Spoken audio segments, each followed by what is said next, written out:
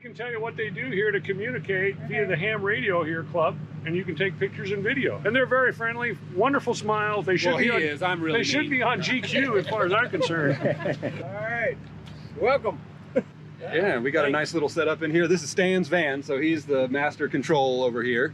So what we're doing is, our essential job is tracking everyone that comes through this station to then be able to send that to the next station, so we know that no one got lost in between.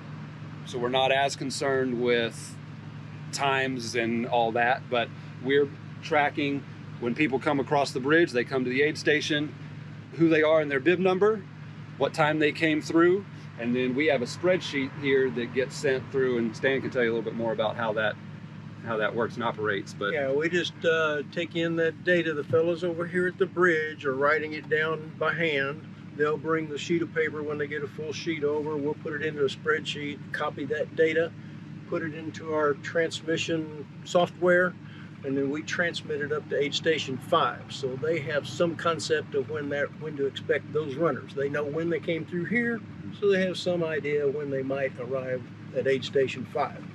If they don't see them coming in, they start checking somehow or another. I don't know the ins and outs of how they check and what all that, but we alert the aid station people, or they would in that scenario I just presented.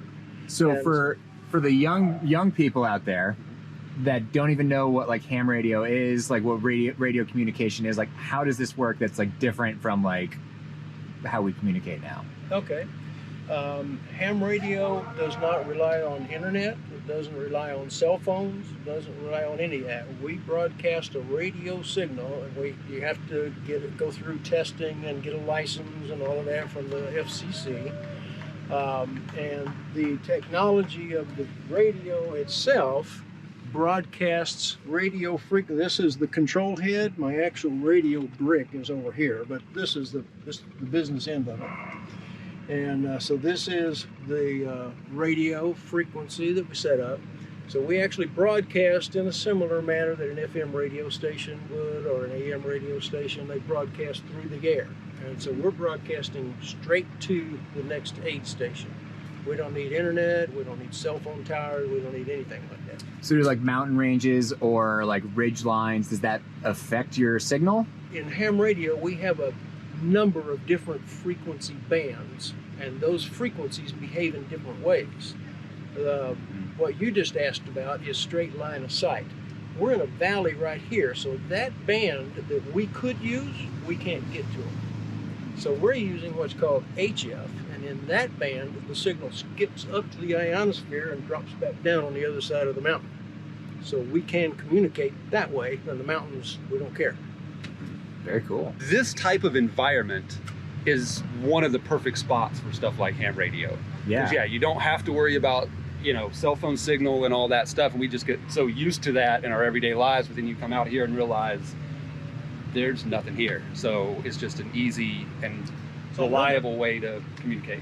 Another important dimension of this, yes, we provide a good service for the race personnel for that communications end to end. So when I transmit this data to aid station 5, at the same time I transmit it to Command Central at the finish line. So they're getting it and tracking everything up and down the race. For us, a more selfish reason to do this is to practice the skills. This is very complicated stuff. To practice these skills, because we're in a group of ham radio, a subgroup called ARES, A-R-E-S, stands for Amateur Radio Emergency Services.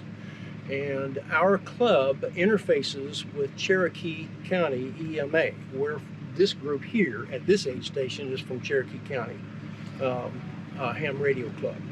And the ARES group of that club interfaces with Cherokee County EMS. So if they ever have communications issues caused by who knows what, they're dependent on their towers and their technology and who knows what. So if their communications happen to get taken out, they might call on us and station some of us to shadow their officers and provide communication over the ham radio bands so that they can still do their job.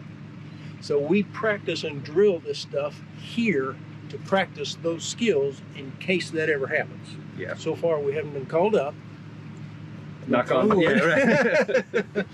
Yeah. Caveat to that, this is what we do here is not officially an Aries function, but we use all of the Aries skills and bring in other folks that are, whether they're even in Aries or not, to see if they're interested in joining Aries. Yeah. So, Well, cool.